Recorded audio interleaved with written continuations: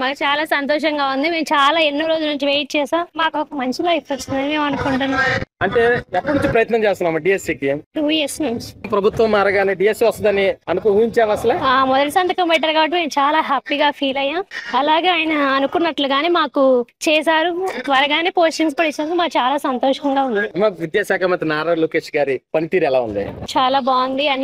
అన్ని విషయాల్లో mid day meals గానీ, షూస్ గానీ, బుక్స్ గానీ అన్ని విషయాల్లో అన్ని దగ్గరుండి చూసుకుంటున్నారు. పిల్లలు చాలా బాగా చదువుకుంటారని మేము ఆశిస్తున్నాం. అంటే ఇప్పుడు సీఎం గారి చేతుల మీదుగా మీ అపాయింట్మెంట్ ఆర్డర్ తీసుకోవడం మీకు ఎలా అనిపిస్తుంది? చాలా సంతోషంగా ఉంది. నేనైతే మొదటిసారి చంద్రబాబు గారిని చూస్తాను, చాలా ఆనందంగా ఉంది.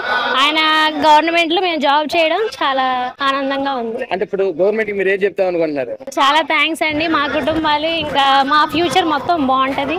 మేము ఎకనామికల్ గా చాలా ముందుకెళ్తామని అనుకుంటున్నాం. మా పేరెంట్స్ అందరూ మాకు ఎంతో సపోర్ట్ చేశారు.